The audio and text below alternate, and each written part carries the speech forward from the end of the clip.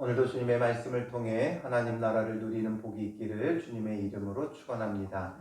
오늘 본문의 말씀은 우리가 잘 아는 십계명에 대한 부분이죠.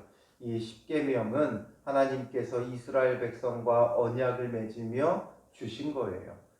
그래서 모든 율법과 계명 중에 가장 중요한 핵심은 바로 이 십계명이죠. 그래서 이 십계명은 우리의 법으로 따진다면 헌법과도 같은 거예요.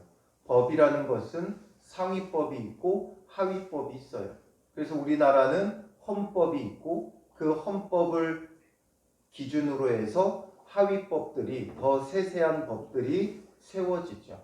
그래서 하나님께서 이스라엘 백성에게 이 십계명을 주신 것은 가장 상위법과도 같은 거예요. 그래서 헌법이고 이 십계명을 기준으로 이제 그 밑에 세세한 수많은 계명들이 이제 주어지게 되어지는 것이죠. 그럼에 있어서 십계명은 헌법과도 같은 위치에 있기 때문에 너무나 중요해요. 구약에서 주셨기에 어떤 구약의 백성들에게만 필요한 것이 아니라 오늘 우리에게도 동일하게 중요한 겁니다. 왜냐하면 이것은 우리의 의무라기보다는, 조건이라기보다는 우리가 십계명을 지켜서 구원을 받는 것은 아니죠. 순위가 바뀌어져 있어요. 그러니까 순위가 뭐가 무엇인가? 우리는 십계명을 지켜서, 계명을 지켜서 구원을 받는다 생각을 해요. 그리고 이스라엘 백성들도 그렇게 생각을 해왔어요. 그래서 자기들이 계명을 지켜 구원을 받고 계명을 지켜 거룩해진다 생각을 하는데 순서가 바뀌었어요. 구원을 받았기 때문에 계명을 지켜야 되는 거예요. 거룩함을 입었기 때문에 지켜야 되는 거예요. 구원받은 하나님의 백성, 거룩한 백성, 하나님께서 시내산까지 그들을 이끄신 이유가 뭐라 그랬어요? 내 소유로 삼고 제사장 나라가 되게 하고 거룩한 백성이 되게 하려고 그들을 시내산까지 이끌어 오신 거예요. 애굽에서 구원해 내신 거예요. 그래서 이들을 하나님의 백성 삼아주셨기 때문에 거룩한 백성 삼아주시고 내 소유라 칭해주시고 제사장 나라가 되게 하셨기 때문에 이제는 우리가 더 이상 옛사람의 삶을 살아갈 수 없다는 거죠. 애굽에서 살았던 그 삶의 방식으로 살면 안 된다는 거예요. 구원받았기에 달라져야 된다. 그래서 그 서론격이 바로 1절과 2절의 내용이죠. 하나님이 이 모든 말씀으로 말씀하여 이르시되 나는 너를 애굽 땅 종 되었던 집에서 인도하여 낸 내 하나님 여호와니라. 애굽 땅에서 인도해 냈다라는 거예요.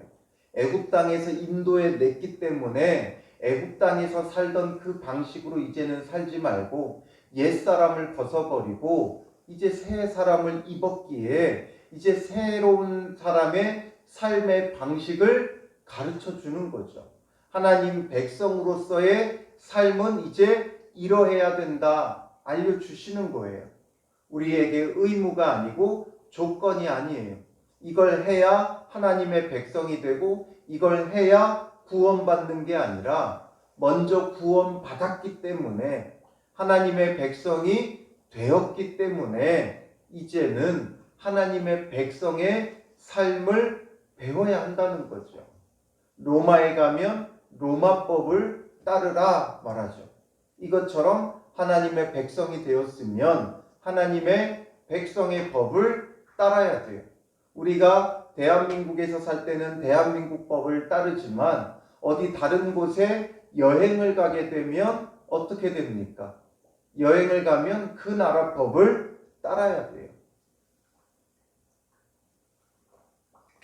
그곳에 갔으면 그곳 법을 따라야 되는 거죠.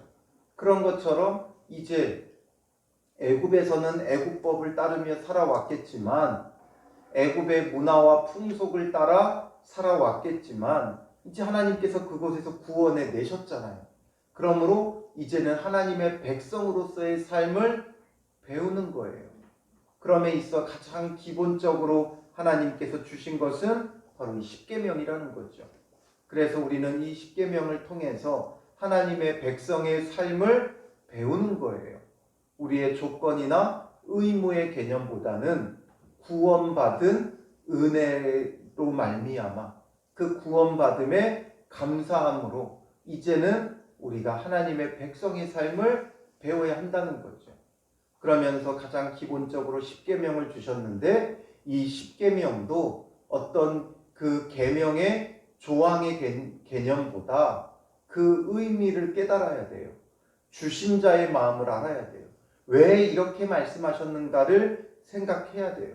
율법적으로 표면적으로 이것을 했다 안 했다의 개념보다 하나님 나라의 백성의 삶으로서 하나님께서 왜 이 계명을 우리에게 주셨는가를 생각해 봐야 하는 거죠.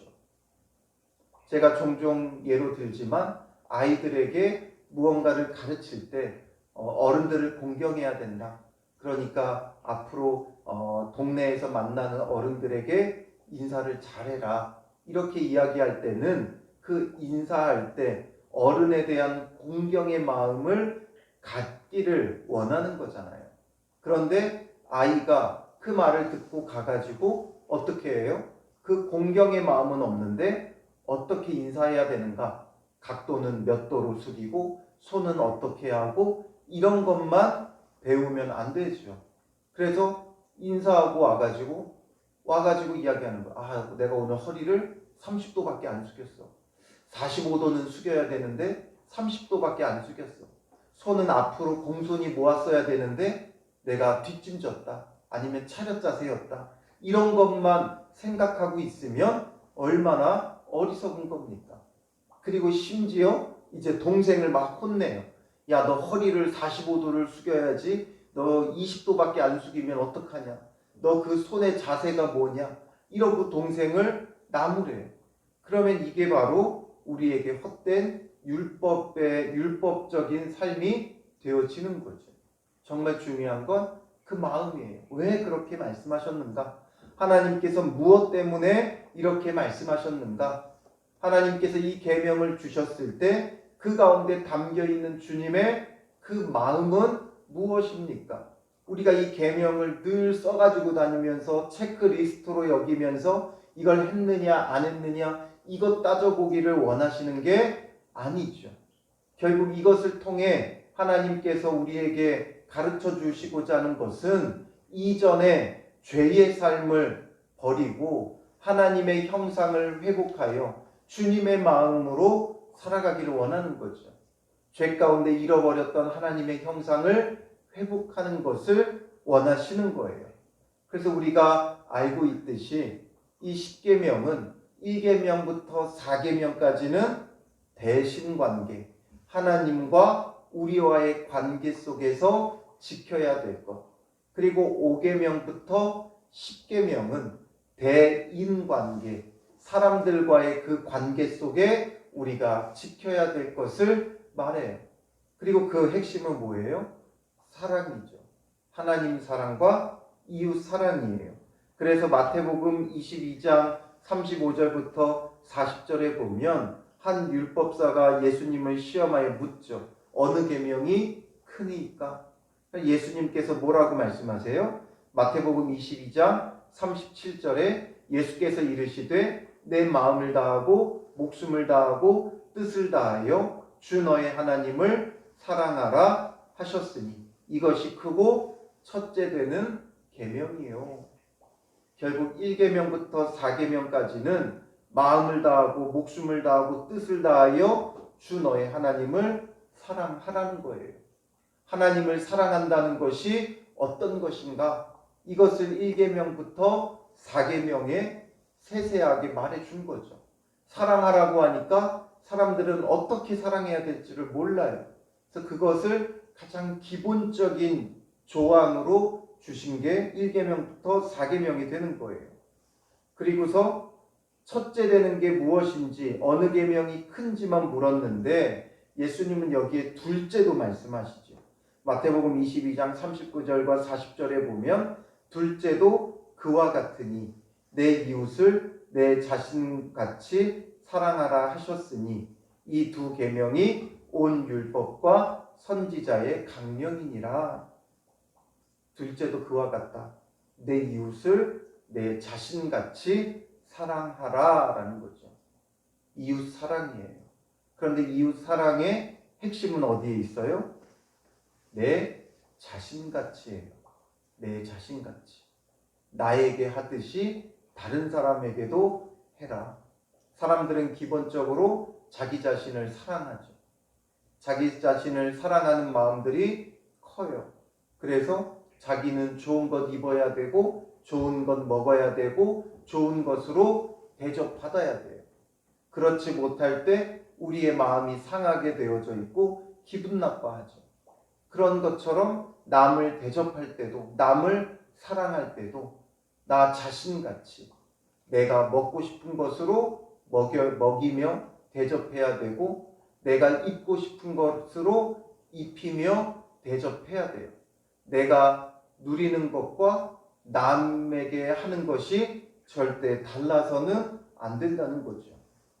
그래서 하나님 사랑과 이웃 사랑에 대해서 말씀하신 거죠. 그래서 이것에 대해서 이제 10계명을 주셨는데, 이 10계명의 계명을 오늘 함께 하나하나 살펴보다 보면 엄청 오랜 시간이 걸릴 거예요.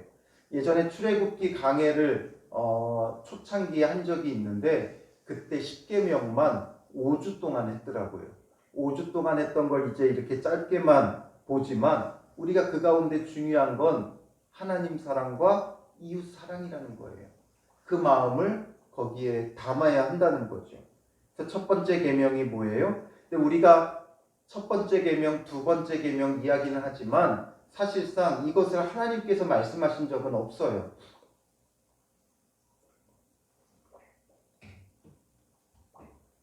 뒷부분에 하나님께서 10계명이라는 언급만 있고 뭐가 1계명이다, 2계명이다 말씀하신 적은 없어요. 그래서 이제 학자들이 분류한 것이고, 그래서 같은 본문이지만 유대교의 10계명이 우리와 나누는 게 달라요. 어디가 1계명이고 어디가 2계명이고, 또 카톨릭에서 하는 10계명이 또 달라요. 그리고 우리 기독교가 하는 10계명이 달라요. 물론 전체적인 내용은 같은데 이것을 어떻게 뭘 1계명, 2계명으로 나누느냐에 차이가 있죠.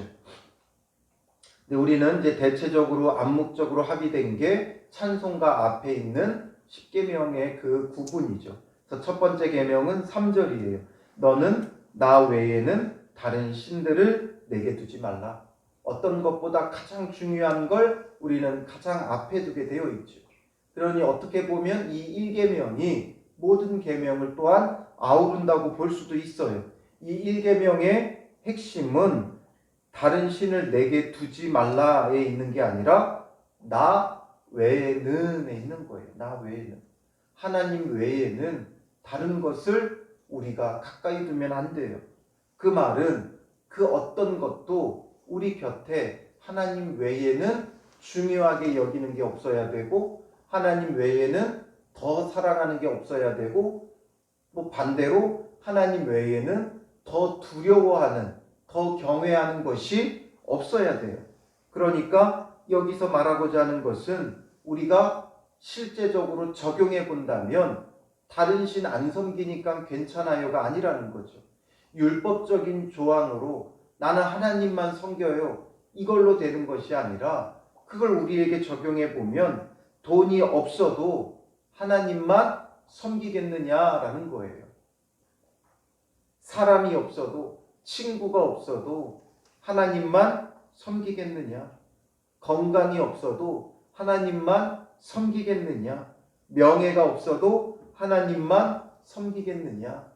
그게 바로 나 외에는 이라는 거예요. 오직 하나님 한 분만 바라보겠느냐? 그런데 우리의 신앙은 어때요? 하나님만 바라본다고 하지만 돈도 있어야 되고, 친구도 있어야 되고, 가족도 있어야 되고, 건강도 있어야 되고, 명예도 있어야 돼요.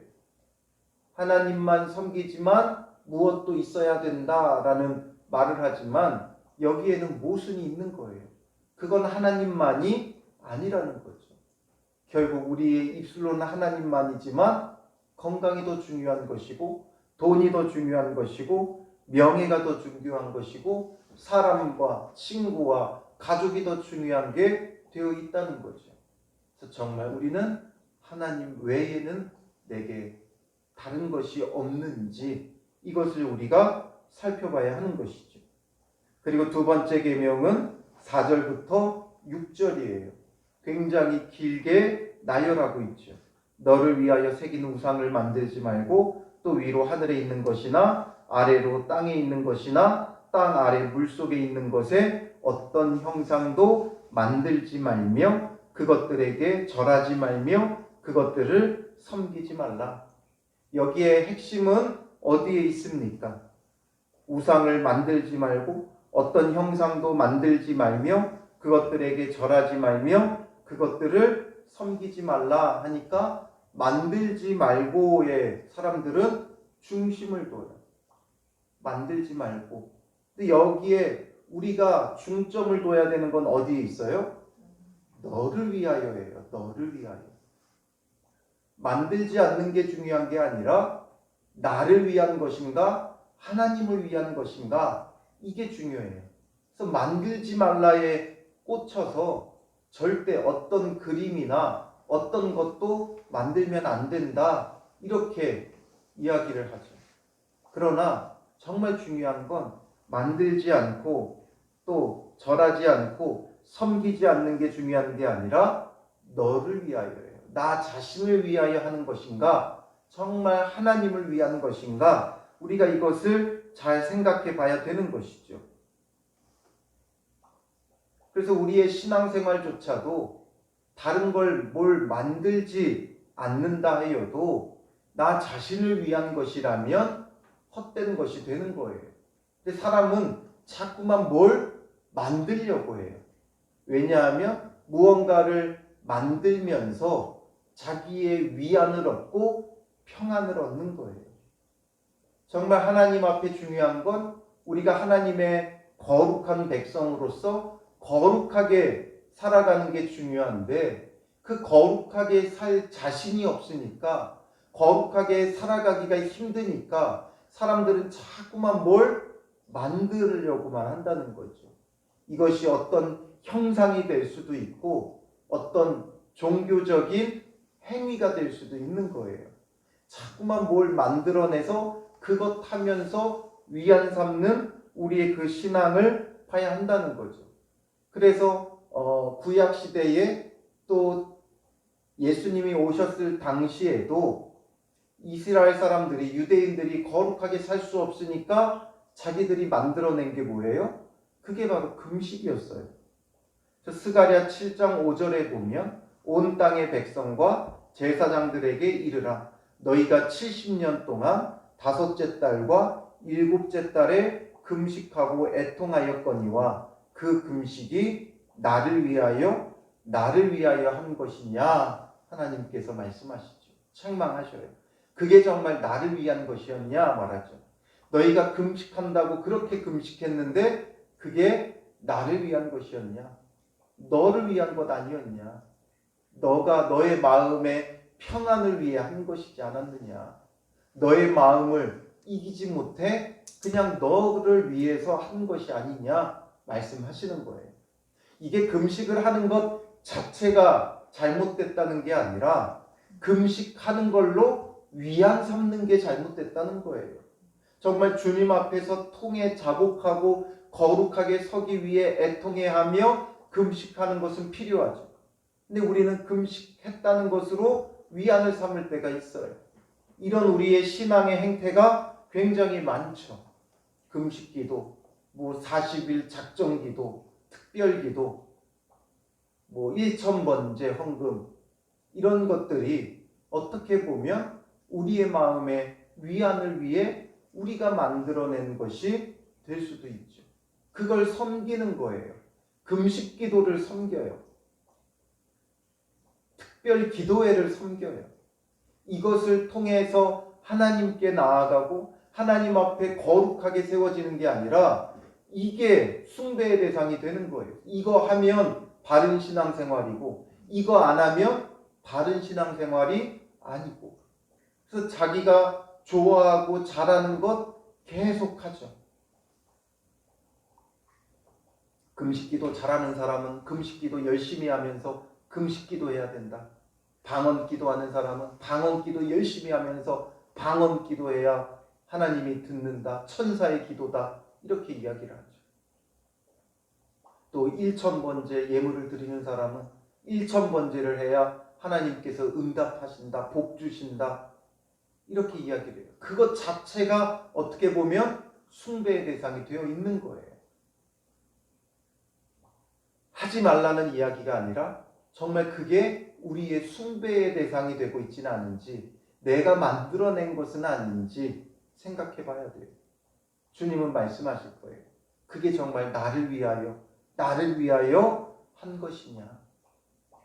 어떻게 보면 우리 자신을 위해서 하면서 하나님을 위한다고 우리가 포장할 때가 참 많이 있죠. 결국에는 자기 자신을 위한 거예요. 그러므로 우리의 신앙의 중심은 나를 위한 것이 아니라 하나님을 위한 것이 되어져야 한다는 거죠. 그러니까 굉장히 길게 설명하죠. 그 다음에 이어서 뭐라고 말씀하세요? 계속해서 5절 뒷부분부터 보면 나 내 하나님 여호와는 질투하는 하나님인즉 나를 미워하는 자의 죄를 갚되 아버지로부터 아들에게 3, 4대까지 이르게 하거니와. 나를 미워하는 자는 누구겠어요? 이게 지금 이 계명에 함께 묶여있는 내용이기 때문에 너를 위한 자, 그러니까 자기 자신을 위하여 신앙하는 자는 하나님을 미워하는 게 되는 거죠. 그러니까 나를 위한 자는, 자기 자신을 위한 자는 하나님을 미워하는 자가 되는 거예요. 그러나 자기 자신을 미워하는 자, 즉 자기를 부인하는 자는 하나님을 사랑하는 자가 되는 거죠. 그리고 6절에 말하죠. 나를 사랑하고 내 계명을 지키는 자에게는 천대까지 은혜를 베푸느니라. 나를 사랑하는 자는 하나님을 미워하게 되어 있고, 나를 부인하는 자는 하나님을 사랑하고 계명을 지키는 자가 되는 거예요. 그래서 나를 위한 것인가, 하나님을 위한 것인가, 나를 사랑하는 자인가, 하나님을 사랑하는 자인가, 이것을 돌아보는 게 중요하죠. 뭘 만들지 않았다, 이게 중요한 게 아니에요. 우상을 만들지 않았다가 중요한 게 아니에요. 우상은 안 만들었죠. 그러나 우리는 자기를 위하여 만들어낸 신앙의 방식들이 있죠. 무엇을 위한 것인가? 내 위안, 내 평안, 나 자신을 위한 것이라면 나를 위하여 만든 우상이 되어지는 것이죠. 그리고 이제 7절에는 3계명을 말해요. 너는 내 하나님 여호와의 이름을 망령되게 부르지 말라. 여호와는 그의 이름을 망령되게 부르는 자를 죄 없다 하지 아니하리라. 이건 하나님의 이름을 부르지 말라는 데 중점이 있지 않죠. 근데 이 유대인들은 부르지 말라에 또 꽂혔어요. 그래서 여호와의 이름을 부르지 않았어요. 그래서 기록은 있는데 여호와라는 말을 읽을 수가 없어요. 지금은 우리가 여호와라고 읽고는 있지만 그게 정확하게 어떻게 읽어야 되는지를 몰라요.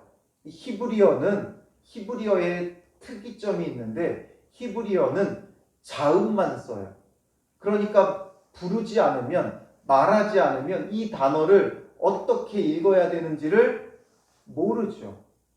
자음만 있으면 여러 가지로 읽을 수가 있어요. 그렇기 때문에 지금 하나님의 이름을 여호와, 특별히 여호와라는 이름만큼은 그들이 읽지를 않았어요. 여호와의 이름을 부르지 말라고 했다고 그들은 아예 읽지를 않았어요. 우리가 잘못 부를 수 있다 이거죠. 그 마음은 좋은데 너무 지나치게 율법적으로 적용했다라는 거죠.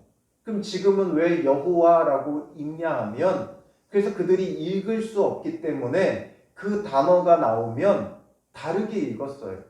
어떻게 읽었냐면 아도나이, 주인, 주님이라고 그들이 읽은 거예요. 그 단어를 읽을 수 없어가지고 아도나이라고 주님, 주여 이렇게 바꿔서 부른 거죠. 우리가 우리말도 내, 니은의 어이, 너를 말할 때 내라고 쓰지만 읽을 때는 어떻게 읽어요? 니라고 읽죠. 그런 것처럼 이들은 여호와의 이름을 읽지 않다 보니까 말하지 입 밖에도 내지 않다 보니까 이제는 읽을 수가 없게 되어진 거죠. 그래서 아도나이로 읽었고 그 다음에 이게 왜 여호와가 됐느냐? 그 자음에다가 아도나이의 모음을 갖다 붙인 거예요. 아도나이의 모음을 그 단어에다 붙이니까 야훼, 여호와 이렇게 읽게 되는 거죠. 그래서 여호와, 야훼라고 말하지만 정확한 발음은 아니에요. 아도나이의 모음을 가져다 붙인 거예요. 그러니까 이들이 얼마나 철저하게 율법적으로 살았는가를 볼 수 있죠. 근데 그게 정말 그 중심이 살아있으면 좋은데 그게 자꾸만 변질돼서 문제인 거죠. 그래서 우리는 여기에 어디다가 중점을 둬야 되느냐? 망령되기에 중점을 둬야 돼요. 부르지 말라, 입 밖에도 내지 말라가 아니라 망령되게라는 거죠. 망령되게라고 번역한 히브리어 샤브라는 말은 텅 빈, 헛됨, 거짓말, 무의미, 무가치라는 말이에요.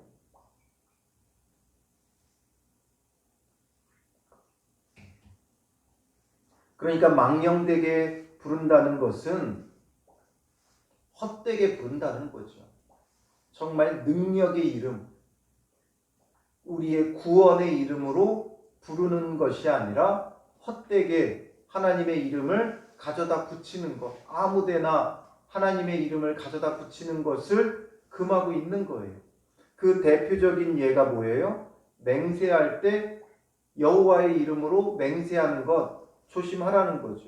레위기 19장 12절에 보면 너희는 내 이름으로 거짓 맹세함으로 내 하나님의 이름을 욕되게 하지 말라. 나는 여호와이니라 말씀하시죠.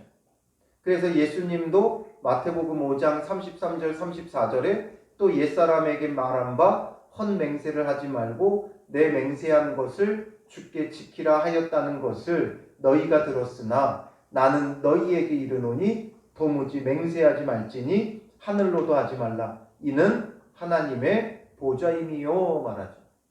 그래서 맹세하지 말아라. 하나님의 이름으로 맹세하지 말아라. 이들의 문화 가운데는 정말 억울하고 원통할 때 하나님의 이름으로 맹세하는 일들이 종종 있어 왔던 것 같아요. 저도 어릴 때 하나님께 맹세하는데 이런 말을 썼던 것 같아요. 뭔가 이렇게 억울함이 있으면 하나님께 맹세해, 하나님께 맹세하고 이러면서 이야기를 했던 기억이 있어요. 우리는 자기 억울함을 주장하려고 하는 거죠.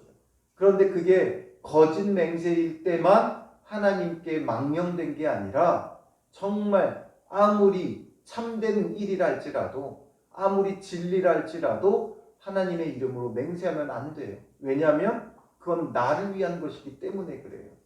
나를 위해 하나님의 이름을 가져다 쓰는 거죠. 그러니까 우리가 이런 식으로 말하면 안 된다라는 것의 대표적인 예가 이런 것일 뿐만 아니라 또 이것을 우리가 더 확대해서 무가치하게 주님의 이름을 사용하지 말라는 거죠.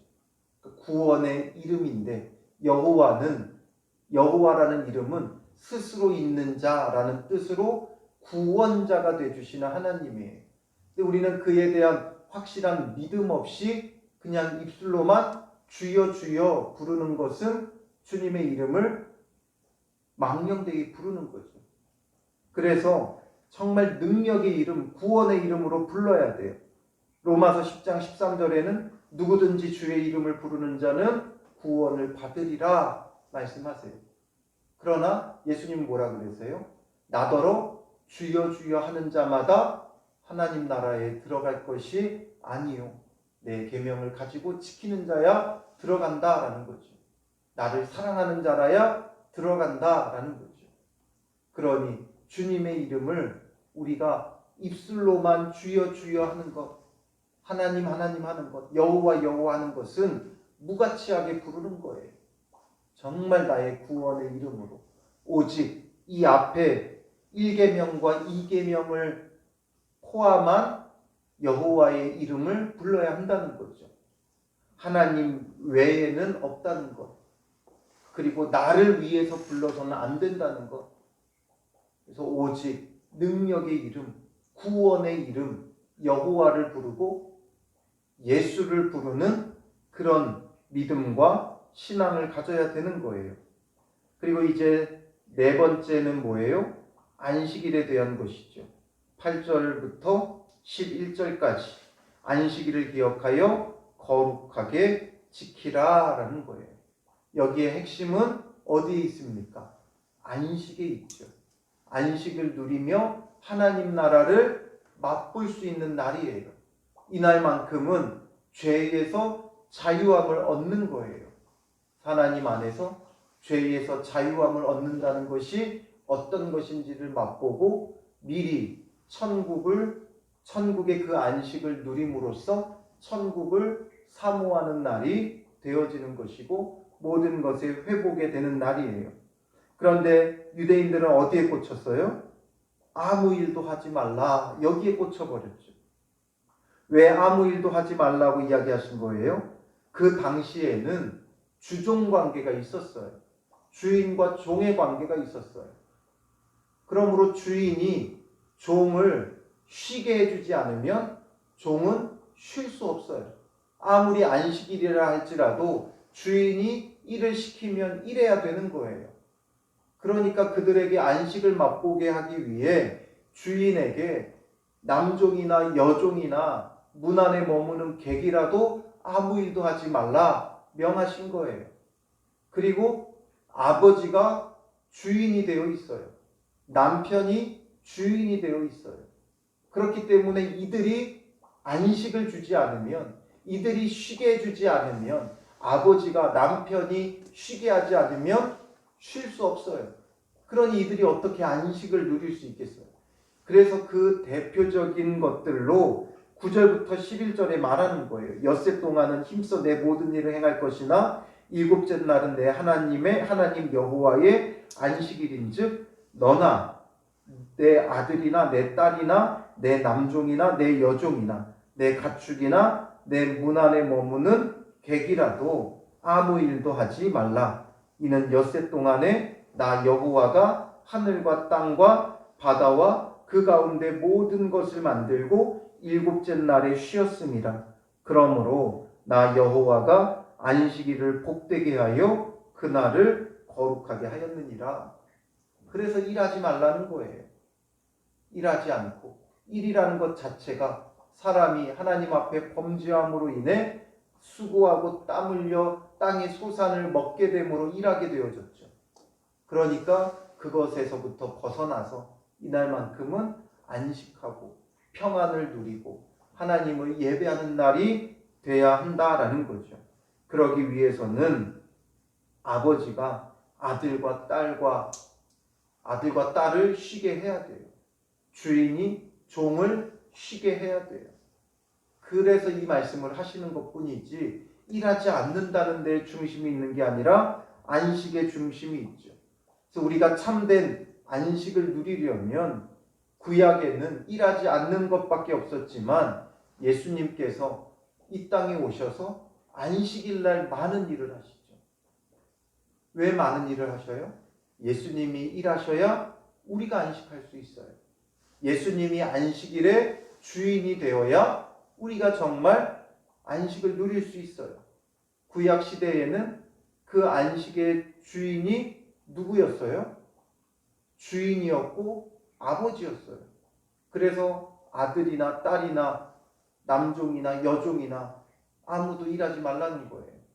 그러나 이제 그 진정한 주인, 안식일의 주인은 예수님이에요.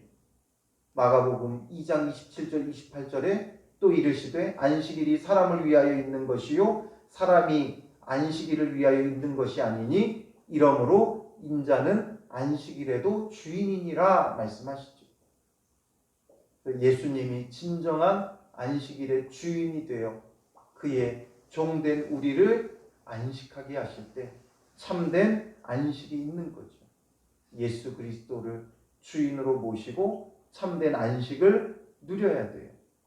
그 다음에 이제 5계명으로 넘어가면 내 부모를 공경하라 말하죠. 1계명부터 4계명까지는 하나님에 대한 것이었고 5계명부터 10계명까지는 사람에 대한 거예요. 그런데 이 5계명은 사실상 대인관계이기도 하지만 대신관계이기도 해요. 왜냐하면 그 두 가지를 연결해주는 연결고리예요. 우리가 하나님을 얼마나 사랑하는가가 무엇을 통해 드러나냐면 이 5계명을 통해 드러나는 거예요.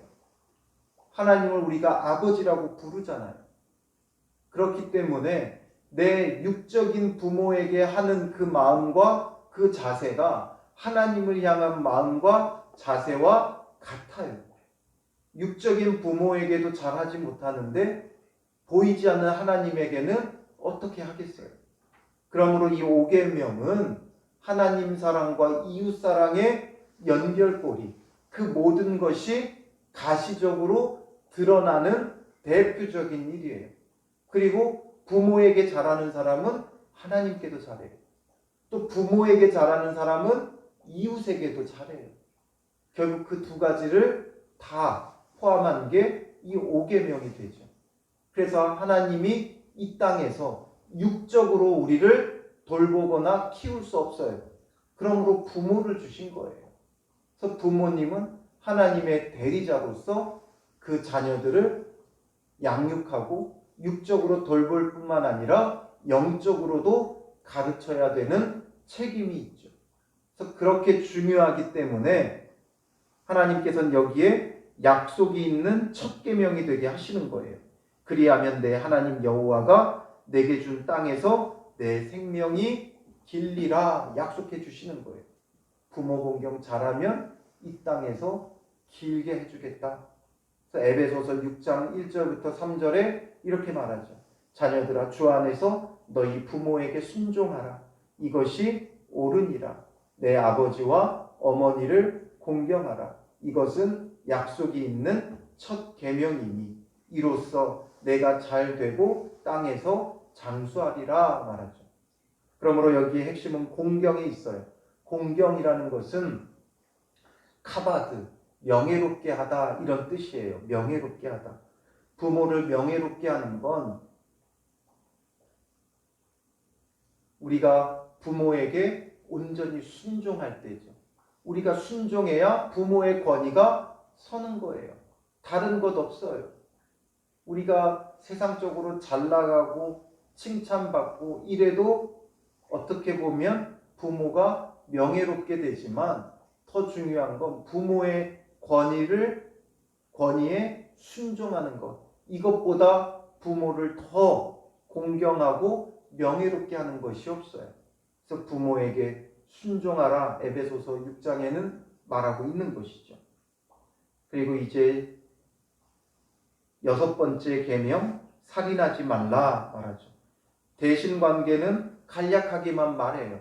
가장 최소한의 것으로 말하지만 우리는 이것을 어떻게 적용해야 돼요? 최대한으로 적용해야 되죠. 그래서 살인하지 말라 말했지만 마태복음 5장 21절 22절에 예수님은 이 계명에 대해 어떻게 말씀하세요? 옛사람에게 말한 바 살인하지 말라. 누구든지 살인하면 심판을 받게 되리라 하였다는 것을 너희가 들었으나 나는 너희에게 이르노니 형제에게 노하는 자마다 심판을 받게 되고 형제를 대하여 라가라 하는 자는 공회에 잡혀가게 되고 미련한 놈이라 하는 자는 지옥불에 들어가게 되리라.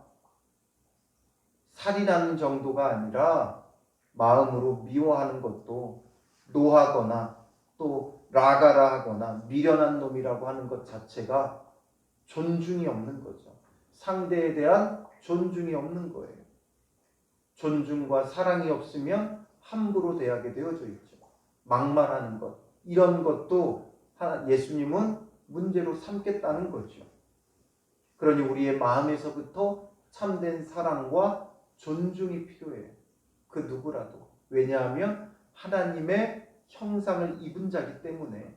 살인하지 말라는 건 하나님의 형상을 죽임으로 살인하는 거죠. 하나님을 죽이고자 하는 게 되는 거예요.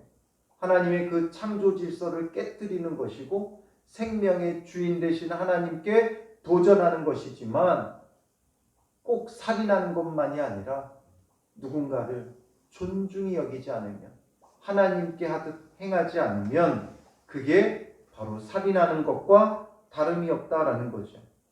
그리고 간음하지 말라 7번째 계명 말하죠.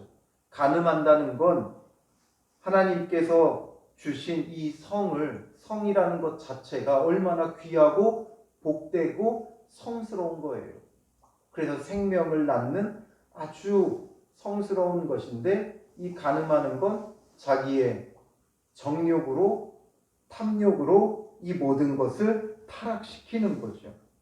그러니 창조의 질서인 결혼의 원리를 파괴할 뿐만 아니라 자기의 정욕과 탐욕을 쫓는 아주 불의함과 악함이 되죠. 그래서 우리가 간음했다 안 했다 이것만이 중요한 게 아니라 예수님은 마태복음 5장 27절에서 28절에 이렇게 말씀하세요. 또 간음하지 말라 하였다는 것을 너희가 들었으나 나는 너희에게 이르노니 음욕을 품고 여자를 보는 자마다 마음에 이미 간음하였느니라. 마음에라는 거예요. 행위뿐만 아니라 마음에서부터 나온다라는 거죠. 그러니 음욕을 품는 것도 이미 마음에 간음한 것이다. 그러니 우리의 마음까지 살펴라. 행위만 간음했다 안 했다가 중요한 게 아니라 우리의 마음에 이 간음함이 있는데 그것만도 문제가 되어진다라는 거죠. 그러니 결국에는 뭐의 문제인 거예요? 마음의 문제인 거죠.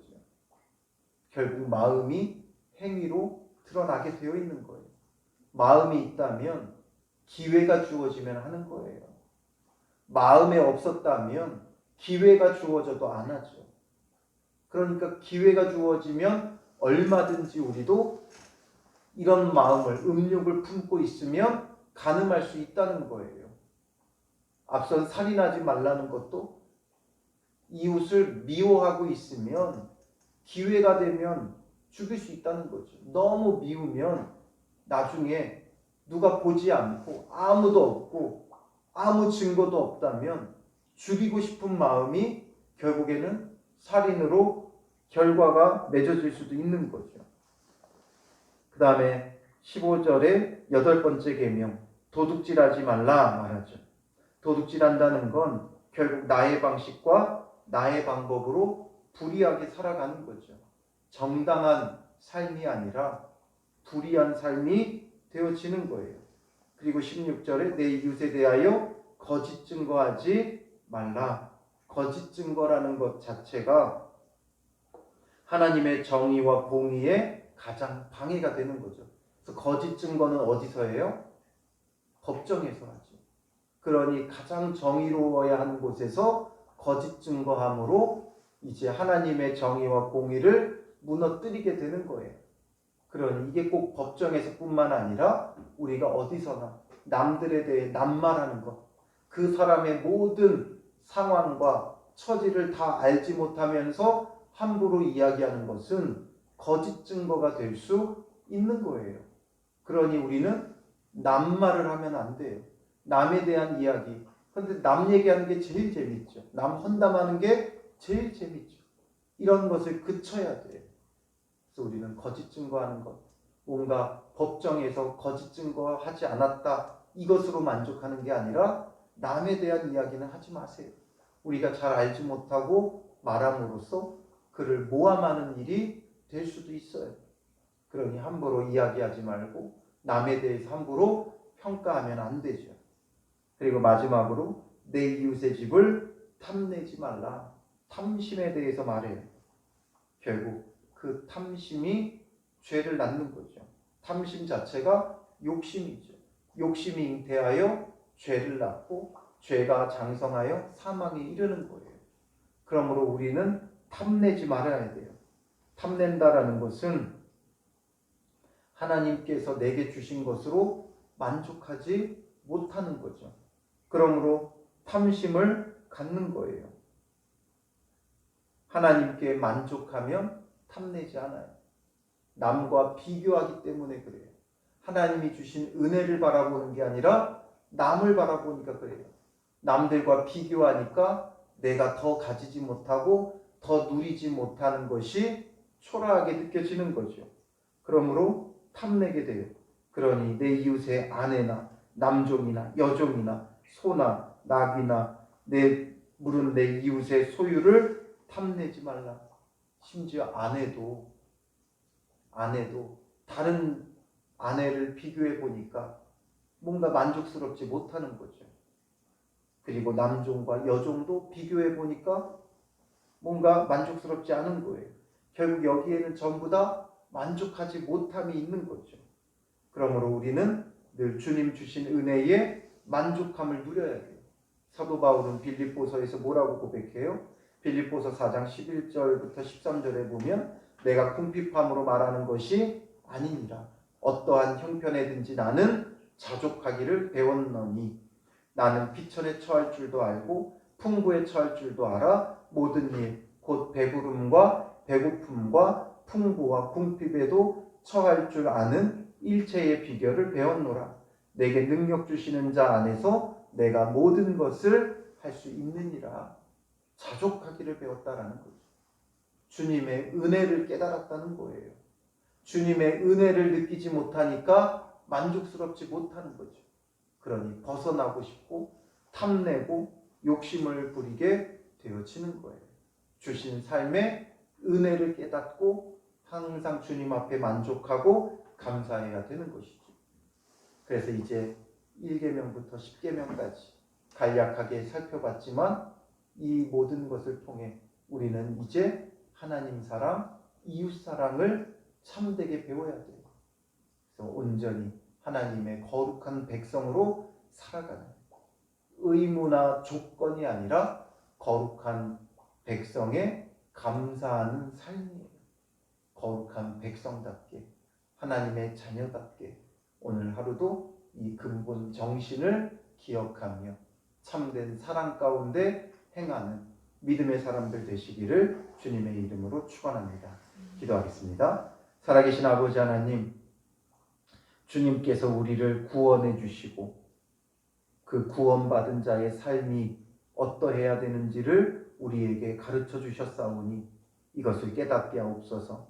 무거운 계명의 짐이 되지 말게 하시고 이것이 주님 안에서 의무나 조건이 아니라 구원받은 자의 감사하는 삶임을 우리가 깨닫게 하시고 구원의 은혜에 감사하며 참으로 하나님을 사랑하고 이웃을 사랑하는 믿음의 사람들이 되게 하옵소서. 율법의 조항적인 섬김보다 정말 그 근본 정신을 통해 참 사랑을 실천하며 살아가는 믿음의 사람들이 되게 하여 주실 줄 믿사오며 예수님의 이름으로 기도합니다. 아멘.